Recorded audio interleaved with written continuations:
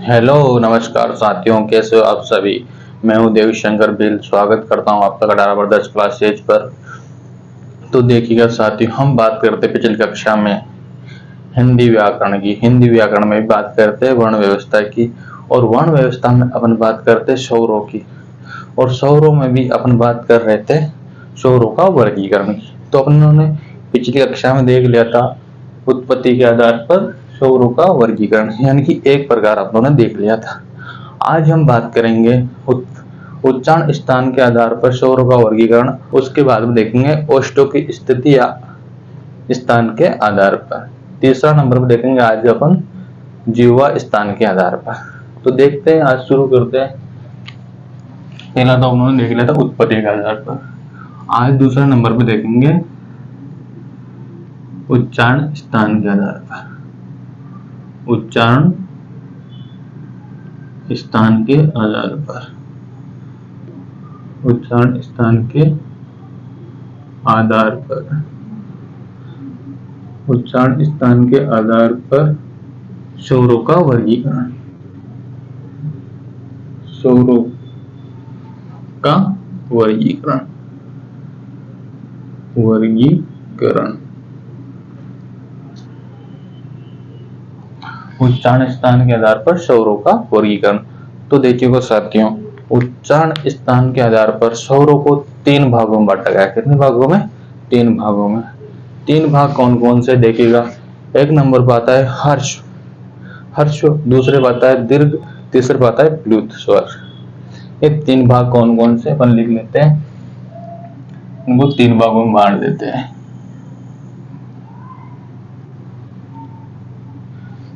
एक नंबर पर आएगा अपना हर्ष। ये नीचे रे लग रहा है एक, है हर्ष। दीर्घ, ये दूसरा नंबर का। ये तीसरा नंबर का आएगा अपने प्लुत स्वर। प्लुत स्वर। ये सभी स्वर है ना।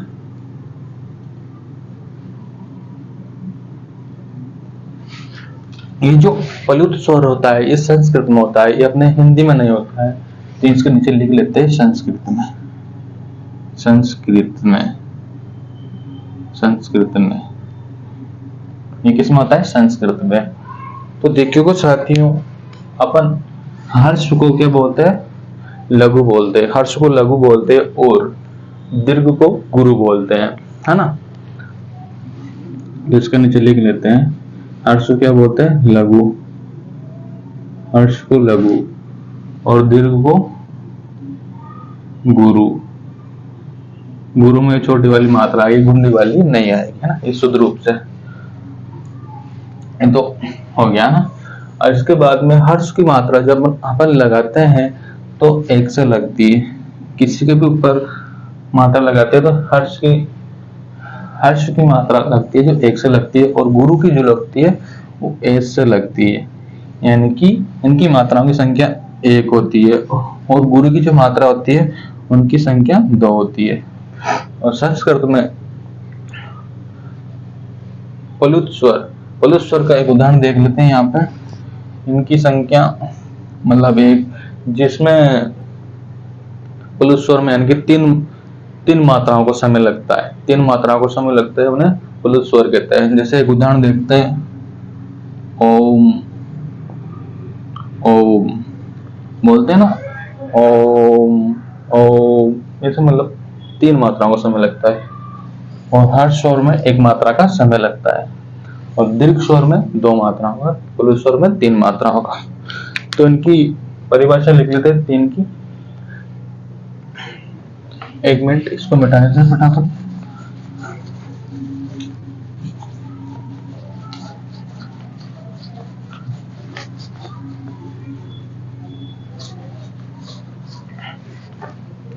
एक नंबर पर लिखते हैं अपन हर्ष स्वर। हर्ष स्वर। हर्ष स्वर की परिभाषा है वे स्वर जिनके उच्चारण में जिनके उच्चारण में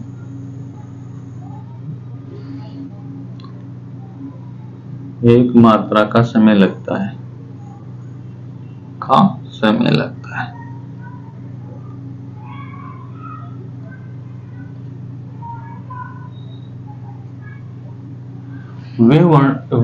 वे स्वर जिनके उच्चारण में एक मात्रा का समय लगता है उन्हें हर्ष स्वर कहते हैं।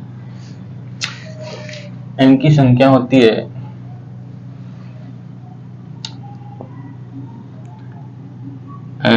हर्ष स्वरों की संख्या होती है ए, ई, ऊ, री, ये होते हैं हर्ष स्वर, है ना। अब दूसरा नंबर पर अपन बात करेंगे दीर्घ स्वर की। दूसरा नंबर पर अपन बात करेंगे दीर्घ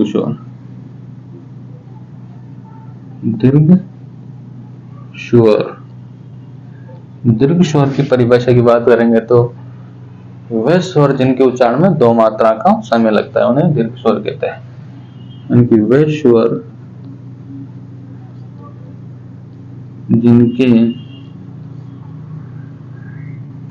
उच्चारण में तीन मात्राओं का समय लगता हो, तीन मात्राओं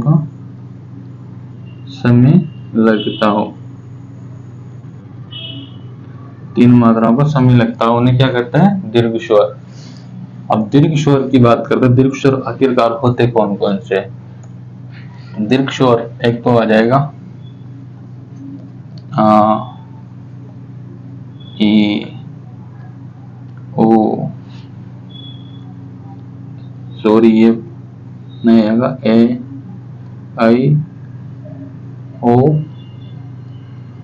औ।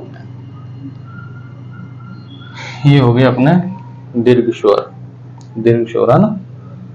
तो इसको मिटाते हैं, आगे बात करते अपन प्लुत स्वर की। तीसरा नंबर पर डालेंगे प्लुत स्वर। ये अब बाद में लिख लेना क्लास रोक के या फिर दोबारा देख के। ये बोर्ड छोटा होने के कारण मुझे बार बार मिटाना पड़ता है।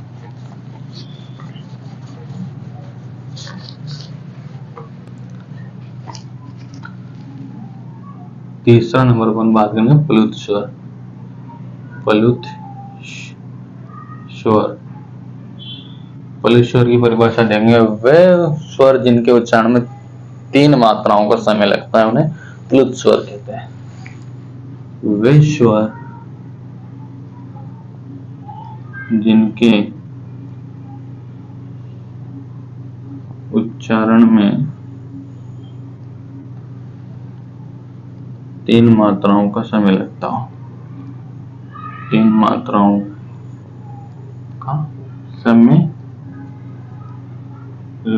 हो,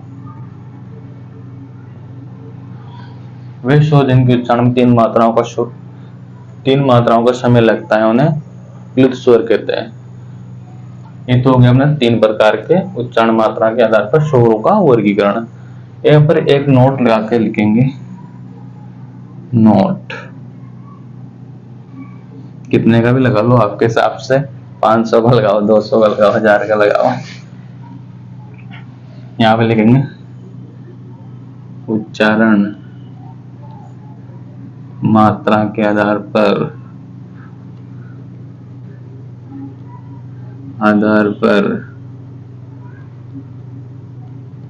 हिंदी में स्वरों की संख्या 2 होती है। दो कौन कौन सी? हर्ष और एक दीर्घ।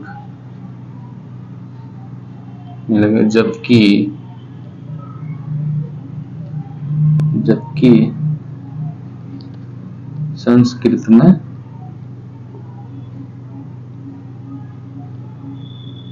तीन होती है। तीनवा कौन सा है? यहाँ लिख लेते प्लुत, प्लुत ये और एक्स्ट्रा, यानी कि ये और होता है संस्कृत में, है ना।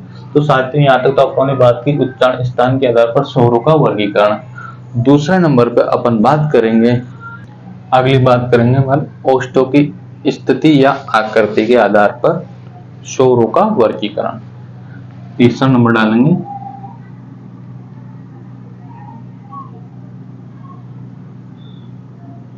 ओष्ठों की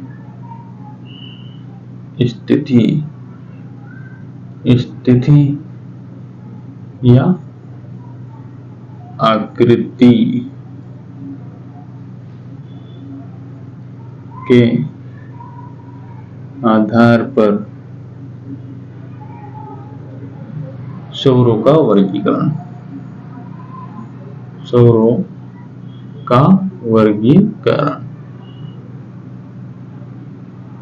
ओष्ठों की स्थिति या आकृति के आधार पर स्वरों का वर्गीकरण।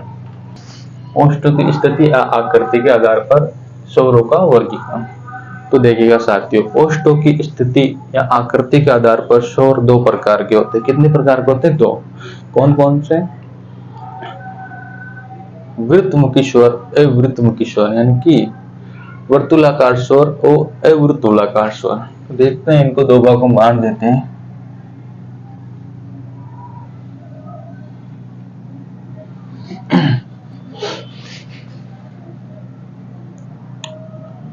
वृत्तमुखी स्वर, वृत्तमुखी स्वर और अवृत्तमुखी स्वर, अवृत्तमुखी स्वर।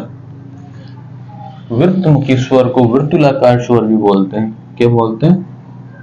वर्तुलाकार।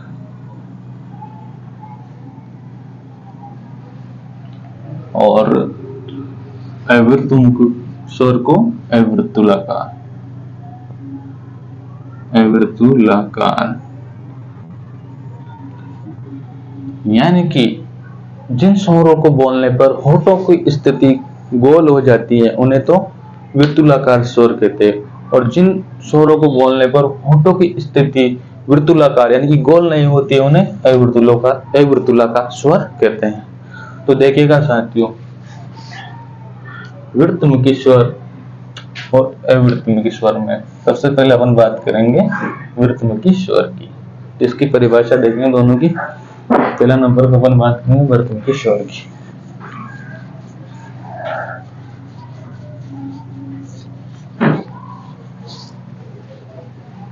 एक नंबर बना लेंगे वृत्तमुखी स्वर। वृत्तमुखी स्वर की बात करें तो इनकी परिभाषा देखते हैं। वे स्वर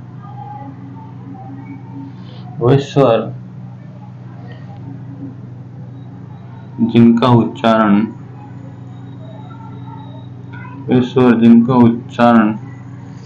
करने पर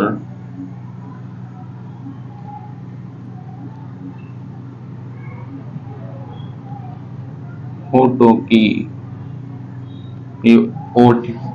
होता है, होठों की स्थिति गोलाकार होती है।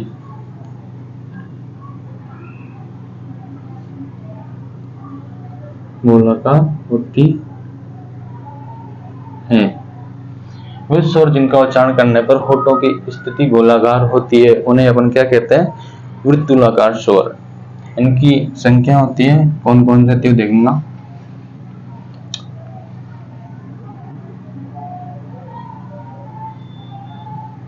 उ ऊ ओ औ, ओ औ, ये 4 वृत्तमुखी स्वर होते हैं। कौन कौन से? उ ऊ ओ औ, ये वृत्तमुखी स्वर होते हैं।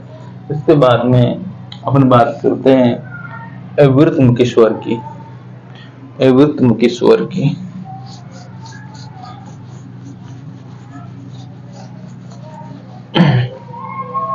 दूसरा नंबर पाएगा अवृतमुखी स्वर। अवृतमुखी स्वर, इसकी परिभाषा देख लेते हैं। वे स्वर जिनका उच्चारण करने पर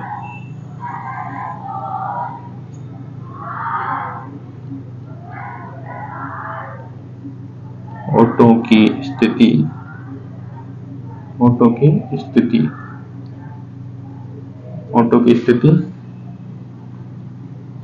गोलाकार नहीं होती हो, यानी कि वे स्वर जिनका उच्चारण अपन करते हैं तो होठों की स्थिति गोलाकार नहीं होती, उनको अवृतमुखी स्वर कहते हैं। तो अवृतमुखी स्वर कौन कौन से होते हैं वो लिख लेते हैं। ए, आ, ई, उ तो उसमें आ गया था अवृतमुखी में, तो उ नहीं आ गया यहाँ पर ना, उ एक भी आ जाएगा। ए आई, अरे ये बार बार यहाँ आ जाता है मेरी। ए आई ओ आओ। तो ये हो गया अपने अवृतमुखी स्वर। कितने होता है? 1 2 3 4 5 6 7 8 9। ए आ ई उ, ए आ ई री ए आई ओ आ, ये हो गया अवृतमुखी स्वर। ठीक है, तो अपनी बात हुई ओष्ठों की स्थिति आकृति के आधार पर स्वरों का वर्गीकरण। ठीक है, इसके बाद में अपन अगली बात करेंगे जिह्वा स्थान के आधार पर स्वरों का वर्गीकरण। तीसरा नंबर यानी कि अपना चौथा नंबर चलेगा ना।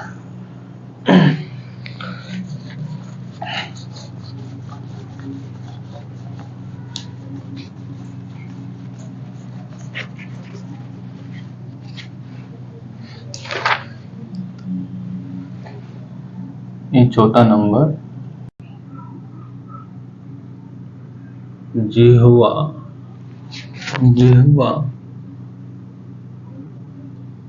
ये हलंत है स्थान के आधार पर जिह्वा स्थान के आधार पर स्वरों का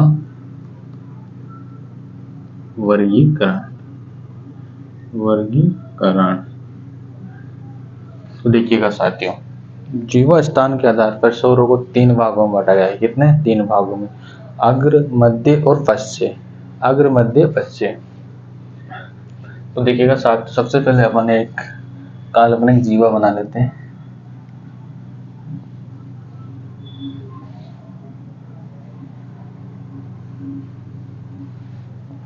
लगभग सभी की जीभ ऐसी होती है जैसी बनी। तो ये भाग होता है अग्र, और ये वाला भाग होता है मध्य, और ये वाला भाग होता है पश्य। मध्य पश्य। इसको जीभ को 3 भागों में बांट लेते हैं अपना ना। 3 भागों में बांटने के बाद इसमें जो स्वर होते हैं वो कौन कौन से कहाँ आते हैं वो देखते हैं। सबसे पहले मध्य में आता है अपना ए, जैसे इधर तरफ तो आ है ना, ए आ, और इधर आएंगे ई